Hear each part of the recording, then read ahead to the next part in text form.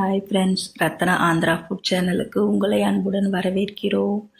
இன்றைக்கி நம்ம பார்க்க போகிறது கரிசலாங்கண்ணி கீரை கதம்ப துவையல். அதுக்கு தேவையான பொருட்கள் வழக்கம் போல் கடலைப்பருப்பு, உளுத்தம்பருப்பு, தேங்காய் வச்சு தான் துவையல் செய்ய போகிறோம்.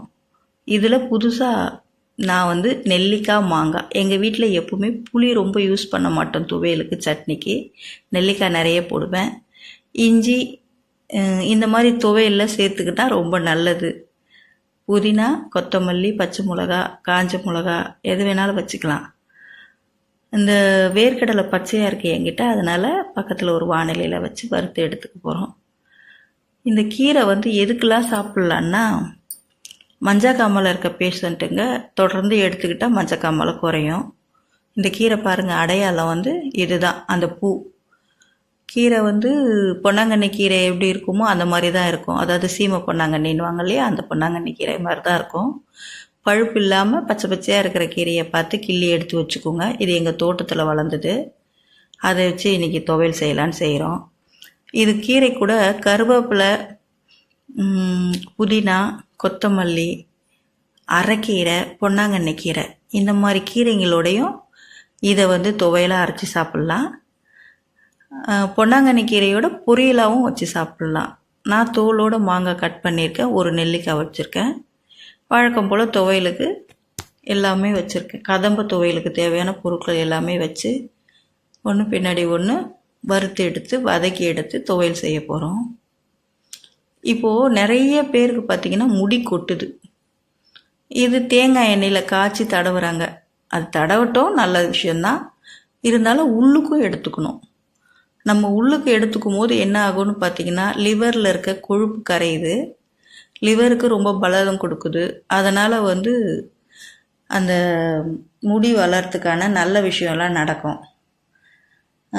மஞ்சக்காமலை அந்த மாதிரி ஏதாவது நோய் இருக்குது அப்படின்னா கூட இவங்கெல்லாம் இந்த கீரையை அடிக்கடிக்கு எடுத்துக்கணும். கரிசலாங்கண்ணியும் கீழா நெல்லி இந்த 2 கீரையுமே மோரில் கலந்து சித்த வைத்தியர் கொடுப்பாங்க. வீட்டில் கிராமத்தில் சில வீடுங்களில் பழக்கம் இருந்தால் அந்த மஞ்சக்காமலை வரும்போது கொடுப்பாங்க. கண்ணுக்கு ஏதாவது பிரச்சனை, கண் சூடாயிட்டு கண்ணிலேருந்து அழுக்கு வருது, கண் சிகப்பாயிடுச்சு, அடிக்கடிக்கு கண் ப்ராப்ளம் வரவங்களுக்கு கூட இந்த கீரையை தொடர்ந்து சாப்பிட்ணும். ஒரு சமையலில் எவ்வளோ கருவேப்பிலை முக்கியமோ அதே மாதிரி இந்த கரிசலாங்கண்ணி கீரையும் முக்கியம். இந்த கீரையை நிழலில் காய வச்சு டீ போட்டு குடிக்கலாம். அதுக்கப்புறம் வாய்ப்பு இருக்கிறவங்களுக்கு அடிக்கடிக்கு கீரை கிடைக்கிற வாய்ப்பு இருக்குது, ஃப்ரெஷ்ஷானா அந்த கஷாயம் மாதிரி எடுத்துக்கலாம் காலை உணவாக. அவ்வளவும் மருத்துவ குணம் உள்ள கீரை. இப்போது எல்லாம் ஒன்று பின்னாடி ஒன்று வதக்கியாச்சு.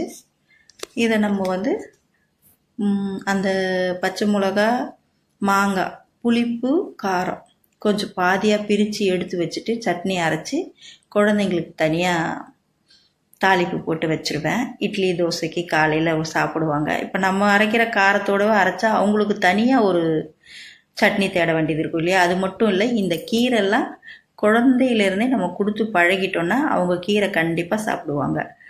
சில வீடுங்களில் கீரையே குழந்தைங்க சாப்பிட மாட்டாங்கன்னுவாங்க. அவங்க கூட இந்த மாதிரி துவையலாக அரைச்சி கொடுத்துடலாம். இது ஒரு தாளிப்பு போட்டுட்டு சாதத்துக்கு தோசைக்கு வச்சு சாப்பிட்டுக்க வேண்டியதா. எங்கள் வீட்டில் இன்னொரு பக்கம் உருளைக்கிழங்கு பொரியல் ரெடி ஆகிக்கிட்டு இருக்கு. அப்பளம் வறுத்து வச்சுட்டு வெயிட்டிங் பண்ணிவிட்டு சாப்பிட வேண்டியது தான். இந்த கீரையெல்லாம் அப்பப்போ சமைச்சி சாப்பிடுங்க, உடம்புக்கு ரொம்ப நல்லது. சாப்பிட்டு பார்த்தா தெரியும், நம்ம உடம்புல இருக்கிற ஆரோக்கியம் நம்ம உணர முடியும். இங்கே பாருங்கள், சாதத்தோடு சாப்பிட்லாம், தோசையோடு சாப்பிட்லாம். ராகி தோசை எங்கள் வீட்டில் காலையில். இங்கே பாருங்க, எங்கள் பேரை அந்த சட்னியை சாப்பிடுவான். ஏன்னா நான் காரம் கம்மியாக அரைச்சிட்டு அதுக்கப்புறம் எங்களுக்கு தேவையான காரம் புளி போட்டிருக்கேன். அவர் காரமே இல்லாததுனால எடுத்து எடுத்து சாப்பிடுவாங்க. உங்கள் வீட்டு குழந்தையும் காரம் இல்லாமல் சமைச்சு கொடுங்க, சாப்பிடுவாங்க. கண்டிப்பாக சாப்பிட்டுங்க, சந்தோஷமாக இருங்க. ரொம்ப